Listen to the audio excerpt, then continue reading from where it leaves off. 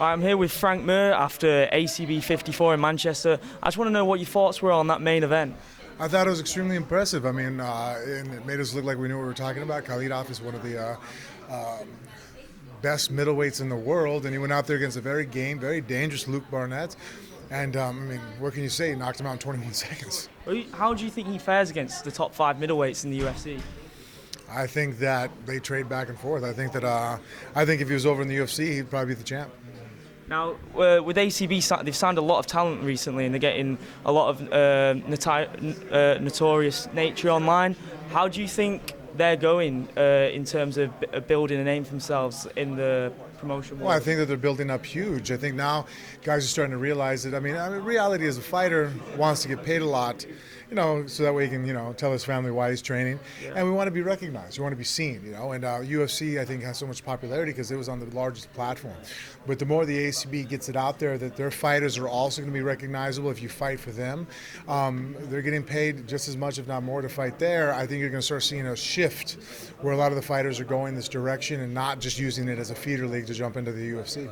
Now, how did the transition to commentating come about, and how did you find out about this company? Well, I've been commentating since UFC 57. I think it was the first time I've ever done it, coinciding with my career the whole time. For many years, though, the UFC just decided to stop using me and use other talent.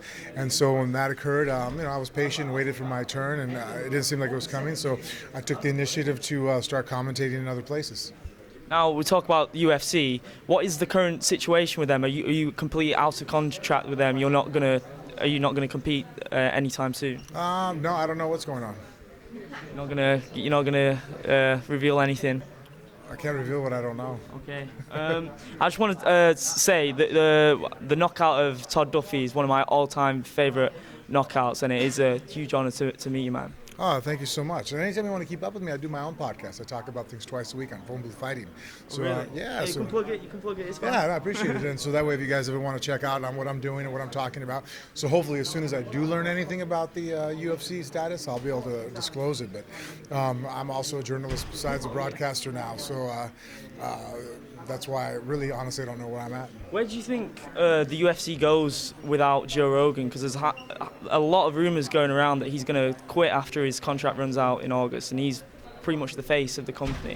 Do you think they lose a lot by losing him? Absolutely, I do. I think that Joe Rogan is the best broadcaster right now, color commentator, most recognizable name in the business. I think losing him is a huge blow, but I don't know if the new management really is going to be that concerned with until they see the numbers falling.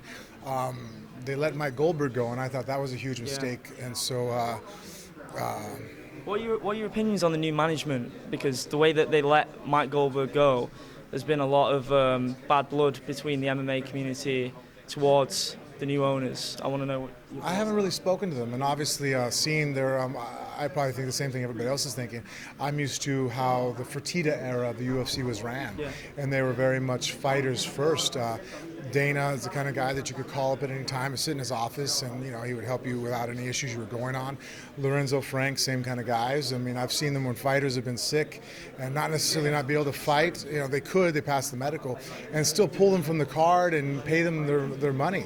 And then I think that's a huge indication that it's not the same company. When I saw Ferguson, make weight, his opponent Khabib was not able to, and he only got paid a portion of his show money, which I found very surprising.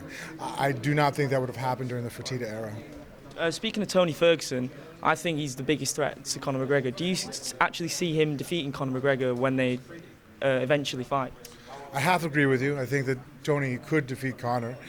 He is a huge threat to him, but I think the biggest threat is actually Khabib. You really think that?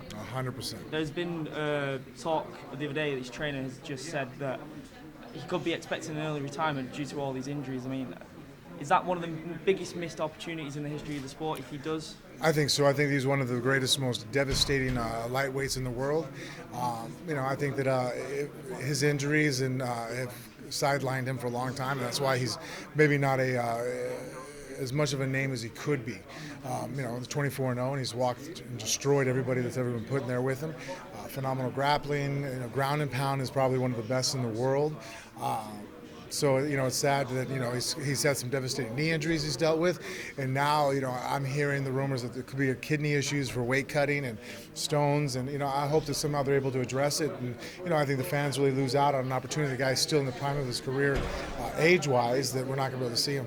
Now, you were the youngest heavyweight champion in UFC history. What do you think? What do you think about the upcoming growth of young talent such as Yair Rodriguez, Cody Garbrandt, these type of guys? I think it's great. I think that it just injects knife into the sport, and you're always going to have that changing of the guard. All right, well, thanks a lot for speaking to me, Frank. You're a legend of the sport. Thank you, man. Cheers.